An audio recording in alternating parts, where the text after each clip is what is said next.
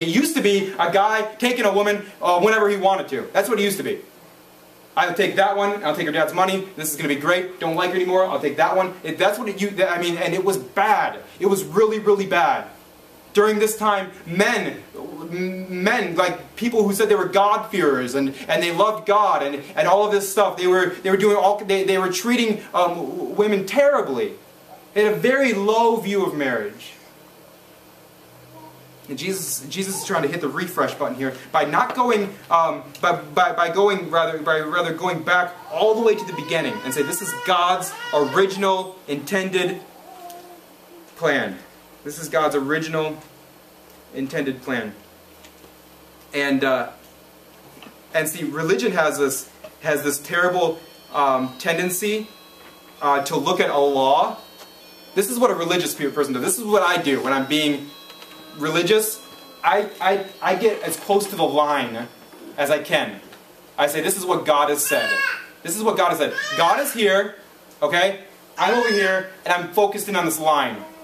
I'm focusing on this line, and I'm saying, what can I do and still be okay? Basically, I'm asking, how far can I get away from God and still be good with Him? Okay, this is what religious people do. They get all focused in on the line, the rules, the way they have to live, what the law means. They get all zoned in on that. And Jesus is saying, turn around and look at what God has for us. What is God's heart on this? How can we glorify God in this? How can we make a big deal about who God is and what He's passionate about and His name? How can we do that in this situation? In this situation it's marriage, but it's what Jesus does in every situation. He shows the heart of God the Father. So that's verses 6 through 9. In marriage we have the chance, we have the opportunity to go back to creation and showcase God's heart for marriage. And this era that we live in is much like the era they lived in then. This is super countercultural. So if God blesses us with a marriage that lasts and we can showcase God's glory, we can showcase His heart, we can showcase His love in this marriage. We can show God's will and His passion for families, for marriage, for husbands and wives. Verse 10 through 12, I love the disciples. I can always hear them in myself, or I can always hear myself in them. They just struggle. They just struggle. And so do I. Verse 10, and in the house, this is later, they're by themselves, the disciples are with Jesus, and they ask Him again about this matter. Like, boy, this is rough. This is tough. This is not how we've always thought. This is hard to swallow. I don't really like to ponder this. I don't really like to think about it. So they ask Him again. And He said to them, whoever divorces his wife and marries another commits adultery against her. And if she divorces her husband and marries another, she commits adultery. They're still struggling. And we see that they're struggling. Matthew 19:10.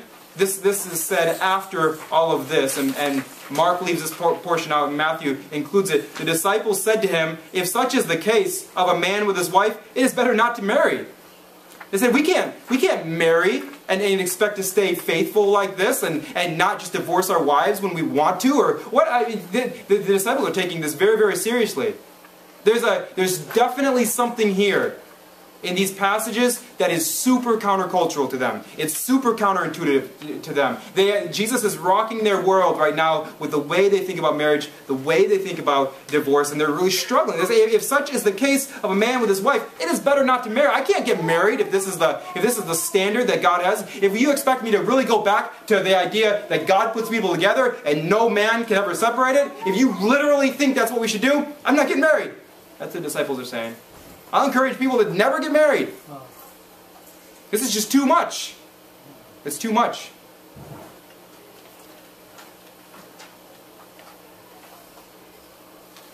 Some common questions with this, because the gist of the Bible, the thrust of the Bible, is that Jesus says, whoever God puts together, no man should separate. That's the gist of the Bible. That's the thrust of the Bible. That's the overarching theme. When you think about marriage and divorce and what does Jesus think about this, this is what he keeps coming back to. And so, some frequently asked questions about this. And I'm only going to do a couple of them, and I'm sure there are many more. Because this is really one of those issues that people, I mean, again, it's affected a lot of us personally. We know people, or we've gone through it, or in our family. It's one of those very difficult issues.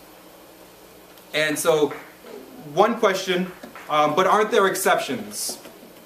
Aren't there exceptions to this rule? Because Jesus is pretty point blank here. He says, if you get divorced and you get remarried, it's adultery.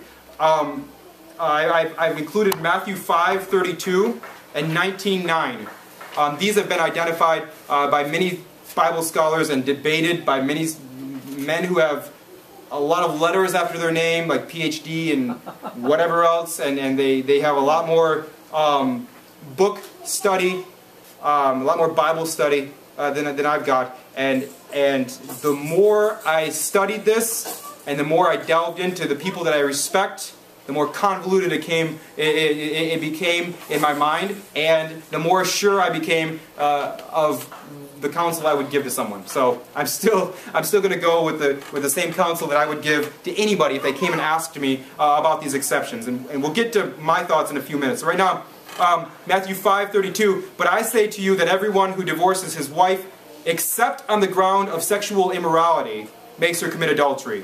And whoever marries a divorced woman commits adultery. And then Matthew 19:9, right below that, it says that I say to you, whoever divorces his wife except for sexual immorality and marries another commits adultery. Now, Matthew has this little except for sexual immorality clause that Mark does not include. And that's why one included it and the other didn't. That's another fun topic. If you like to get on the internet and listen to and read people fight about things, this is a good one. Google that and you'll be good for days. I don't like to do that, but I've heard it's fun. And so, but if you want to, there you go. That's a great topic.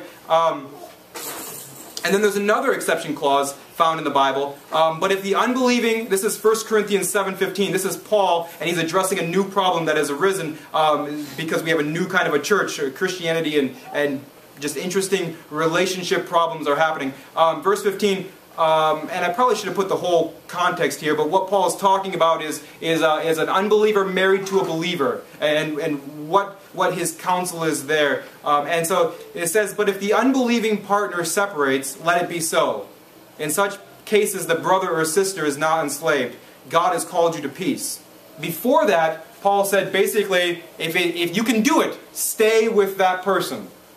I mean, if it's up to you, if it's left in your hands, as a Christian, you stay with the non-Christian.